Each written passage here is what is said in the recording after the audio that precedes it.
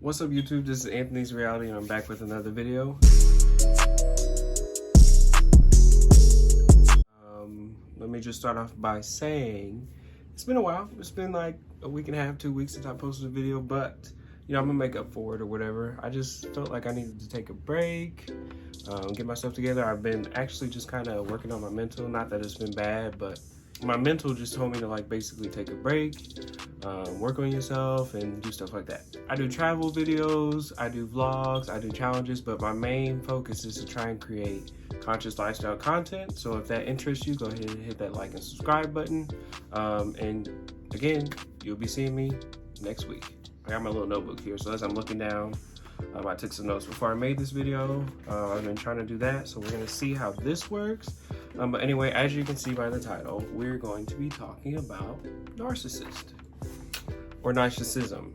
The reason I wanted to talk about this today is because I feel like with my generation, I'm 20, if you didn't know, a lot of the people in our generation are, I shouldn't say are narcissists, disclaimer.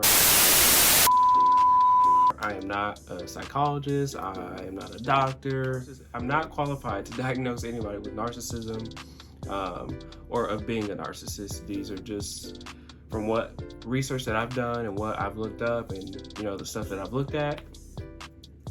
I've dealt with some narcissists in my life.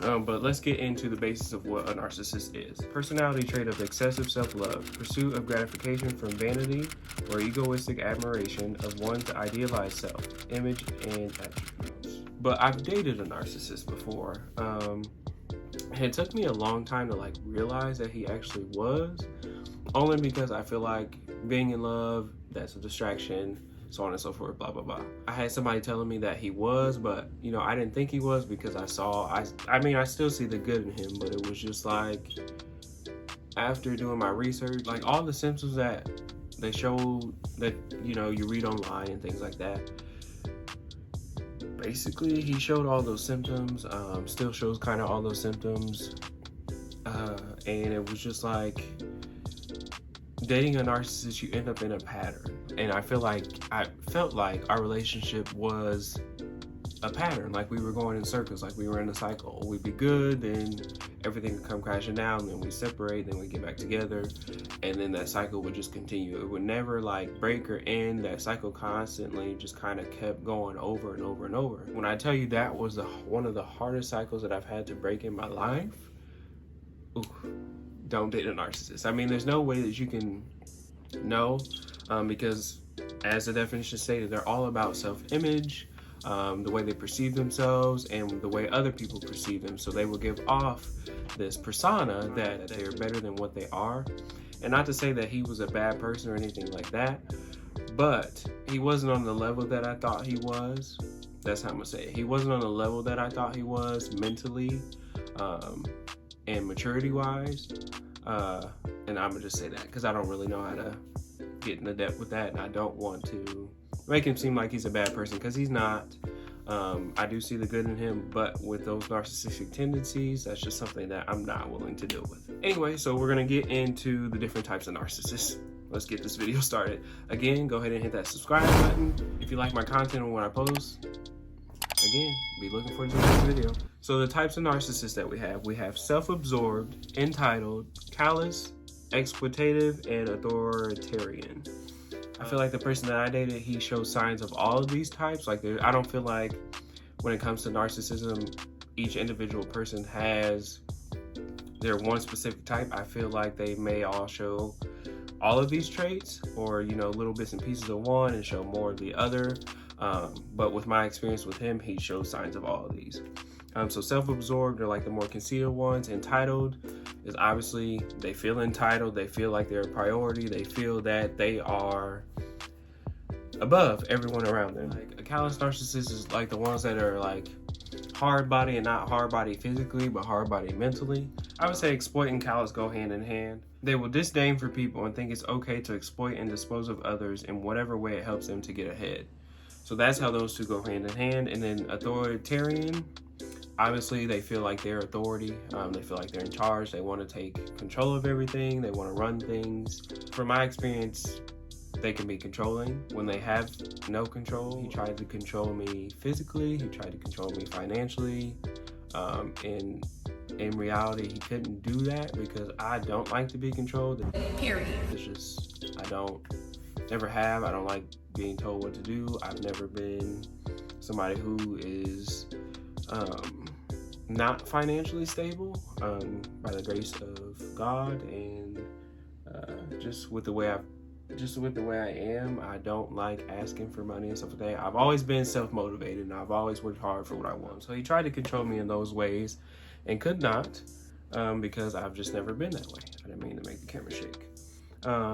Symptoms of narcissist. So let's get into that so that, you know, we can, this is what, when I started looking up the research, this is what made me know, oh, well, I kind of did date a narcissist. So the symptoms, they exaggerate. I wouldn't say they live an exaggerated life, but they exaggerate a lot. They feel a sense of entitlement. They expect to be recognized as superior.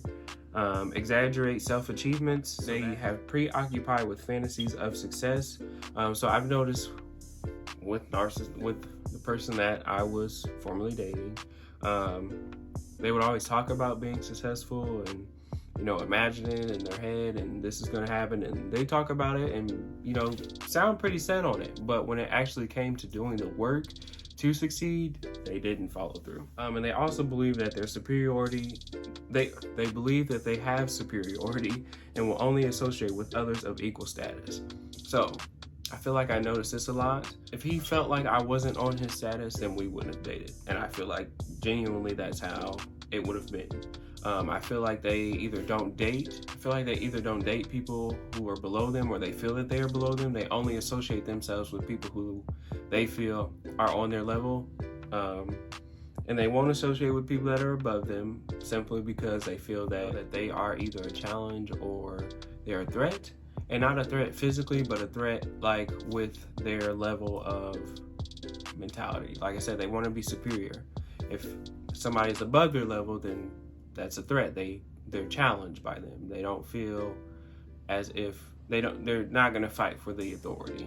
I mean, they will fight for authority, but they're not going to associate with people who they feel are above them because they feel as that's a threat. That's, in my opinion. Some of the causes of narcissism have to do with environment. I believe it is hereditary, so it can be passed down through genetics. And it is also like something that has to do with your brain function, like a neurobiology. And this is from the research that I did. So if you have, or you want to contradict what I'm saying, do research. I did my research, and this is what I found. This topic is kind of like a spider web. Like, it can go in so many directions. But if you've dated a narcissist, and you know what I'm talking about, like, it just depends on the person and who you're with. Some of the risks and complications of either dating a narcissist or being related to one. Narcissists tend to have complications with relationships, work, and school. I feel like the person that I was, you know, associated with was going through depression and had anxiety. And a lot of them have drug and alcohol use, which makes the condition worse. Narcissists can already be aggressive. They already feel like they have a superiority, and adding drugs and alcohol to that, it can definitely increase the risk of the situation and who you're with. It definitely affected my relationship with the person a lot, just because I was always confused. I always felt like I was in the wrong. I always felt like something was wrong with me. Come to find out, now that I've, you know, escaped the relationship, broken the cycle and all that. Not to say that I didn't contribute to the relationship problems or anything like that, but the communication was off, just because I didn't understand the way he communicated. I don't think he understands the way I communicated. A lot of times, narcissists do not have a sense of empathy. Like, they are not empathetic. They want you to empathize with them, and they want you to do things for them, but when it comes to them doing the same for you, they don't really do that. Like, it's not, and can't say they don't want to, but as far as them actually showing that, the action, that's where the failure is. They do a lot of talking, in my opinion, but as far as the action, it's not there, and I'm not for it. I'm gonna give one example that I feel like I saw the most when dealing with the narcissist person that I was dealing with. I dealt with a lot of narcissistic rage, and the definition for that is it starts off with intense outbursts and sudden fits of anger. Then it turns into passive aggressive acts such as simmering resentment, icy silence, deliberate neglect, or cutting sarcasm. I had numerous situations where it would start out in a rage, and it would either be yelling, cussing, or it would be physical abuse, and then it would turn into immediate resentment, like right after. Not like, okay, a day later, I'm kid you not, it went from rage for a good 3 minutes. It ranges from 3-minute rage to a 30-minute rage where it's intense, yelling, arguing, fighting, and then it would turn into resentment, and then it's, oh, let's cuddle, or let's talk, or I'm sorry. And I don't even know how to explain it because I don't know how I dealt with it. I don't know how I got through it because it was so confusing for me. Like, I had never dealt with anybody like that in my life. So you either get the passive aggressiveness then to where it's, oh, I apologize, or I'm sorry. Or you get the simmering resentment, like I said, where they are, oh, I'm sorry, I apologize. I will never do that again. That's one thing they say all the time. I will never do that again. But trust me, if somebody does it one time, they're gonna do it again.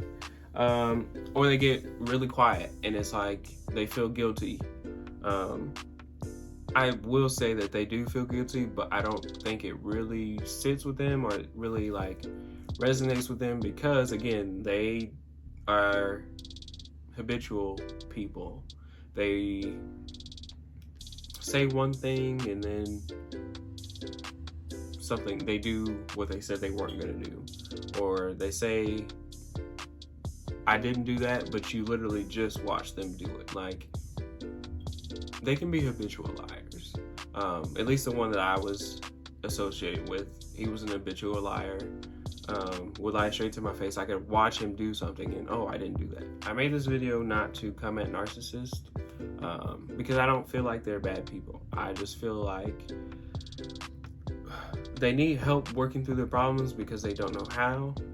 And I just want to make narcissism make people more aware of narcissism and narcissistic people, because the one that I dated, he tore me down a lot. I'm in a way better place than I was, but if these people are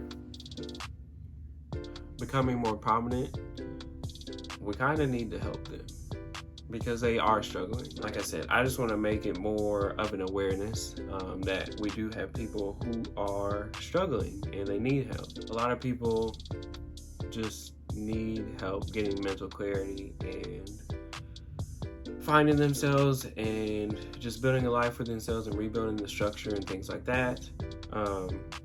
I just want to say thank you guys for continuing to support me and everything that I do. If you guys like this video, go ahead and hit that like button. Go ahead and hit that like button.